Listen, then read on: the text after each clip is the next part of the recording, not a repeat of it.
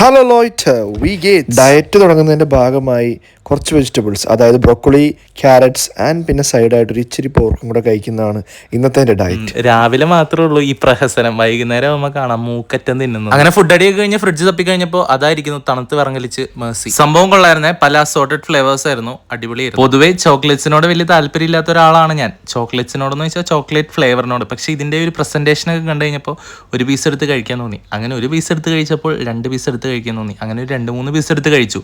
എന്നാണെങ്കിലും കിഡിലോസ്കി സാധനമായിരുന്നു. സീരിയൽ കഥാപാത്രത്തിന്റെ പരിതാപകരമായ അവസ്ഥ കണ്ട് വിഷമിച്ചിരിക്കുന്ന എൻ്റെ മമ്മിയാണ് നിങ്ങളിപ്പോൾ കാണുന്നത്. ആ വിഷമത്തിൽ മുഴുകിയിരിക്കുന്നതിനിടയിൽ 2 പ്ലേറ്റ് ഭക്ഷണം അകത്തായ കാര്യം മമ്മി അറിഞ്ഞുപോലുമില്ല. വിപിനെ എന്തുണ്ടാക്കണേ? ഫ്രഞ്ച് ഫ്രൈസ് ആൻഡ് ഇങ്ങോട്ട് ചിക്കൻ ഫിംഗേഴ്സ്. സത്യം പറയുകയാണെങ്കിൽ ഉച്ചയ്ക്കത്തെ ഫുഡിന്റെ വീഡിയോ എടുക്കാൻ മറന്നുപോയേ. പിന്നെ ഇത് വൈകുന്നേരത്തെ ചായയുടെ കടി ഉണ്ടാക്കുന്നതാണ്. കടി എന്നൊന്നും പറയാൻ പറ്റില്ല, ഫ്രഞ്ച് ഫ്രൈസും നഗറ്റ്സും ആയിരുന്നു.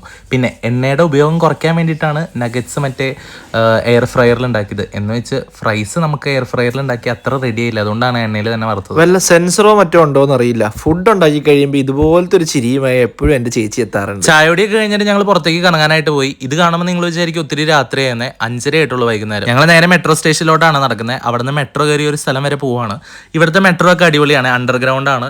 ഫാമിലിക്ക് ഇരിക്കാൻ വേറൊരു സ്ഥലം, അതേപോലെ തന്നെ ബാച്ചിലേഴ്സിന് ഇരിക്കാൻ വേറൊരു സ്ഥലം, അങ്ങനെ സെപ്പറേറ്റ് ഉള്ള സ്ഥലങ്ങളാണ്. ചേച്ചി ഉണ്ടായിരുന്നതുകൊണ്ട് തന്നെ ഞങ്ങൾ ഫാമിലിയുടെ ആ സെക്ഷനിലാണ് കയറി, അതുകൊണ്ട് ഒത്തിരി തിരക്കൊന്നും ഇല്ലാതെ രക്ഷപ്പെട്ടു. ആൻഡ് യെസ് ഗൈസ്, നമ്മൾ പോകുന്നത് സൂക്കിലോട്ടാണ്. ഇവിടെ കുറേ സൂക്കുണ്ട്, അതിനകത്ത് ഏറ്റവും ഫേമസ് ആയിട്ടുള്ള ഒരു സൂക്കാണ് സൂക്ക് വാക്കിഫ്. അങ്ങോട്ടേക്കാണ് നമ്മൾ പോകുന്നത്. മെട്രോ സ്റ്റേഷനിൽ നിന്ന് സൂക്ക് വാക്കിഫിലോട്ട് ഡയറക്റ്റ് നമുക്ക് എസ്കലേറ്റർ വഴി കയറി ചെല്ലാം.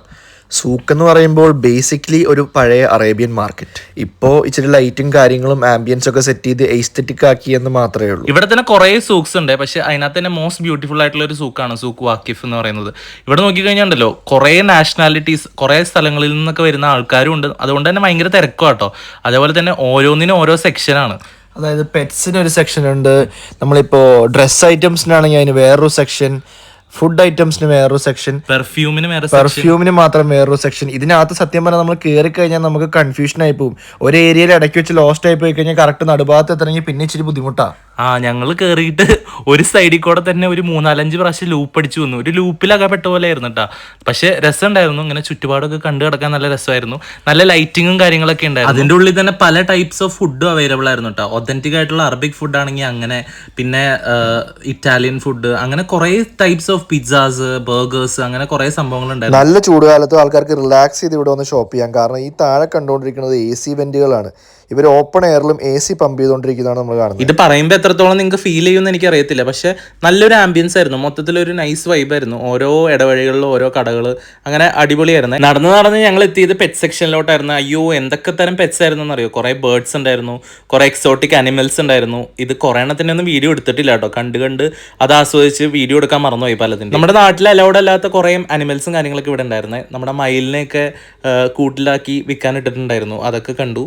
അതിനൊന്നും വീഡിയോ എടുത്തില്ലായിരുന്നു കേട്ടോ. ഇത്രയൊക്കെ ഇറങ്ങി തിരിഞ്ഞ് കഴിഞ്ഞപ്പോൾ നല്ല വിശപ്പ്, പിന്നെ ഒന്നും നോക്കിയില്ല. ഒമാൻ ചിപ്സ് ആൻഡ് ചീസ് 10,000 ഒരു പിസ്സയും മേടിച്ച് കഴിച്ചു.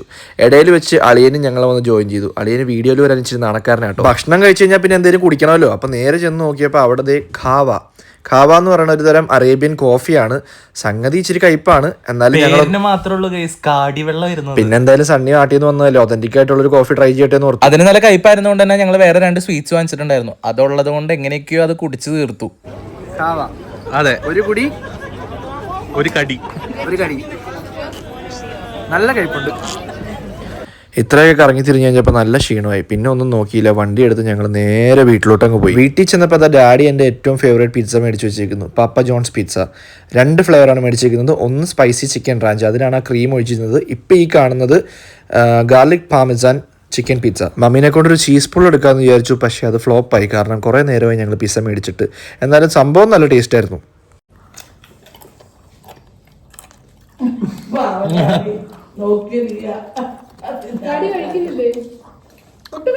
ഫുഡ് അടിയും പ്രയറൊക്കെ കഴിഞ്ഞിട്ട് ഒരു പാക്കറ്റ് ചിപ്സും കൈ പിടിച്ച് ഒരു പടം കാണാമെന്ന് വിചാരിച്ചങ്ങിരുന്നു. പടം സെലക്ട് ചെയ്ത് തന്നെ കുറേ നേരം പോയിട്ടോ. അവസാനം ഒരു പടമൊക്കെ ഇട്ടു, അതങ്ങനെ കണ്ടു. അപ്പം അത്രയേ ഉള്ളൂ കേട്ടോ ഇന്നത്തെ ദിവസം. അപ്പോൾ വീഡിയോസൊക്കെ ഇഷ്ടപ്പെടുകയാണെങ്കിൽ please do like, share and subscribe.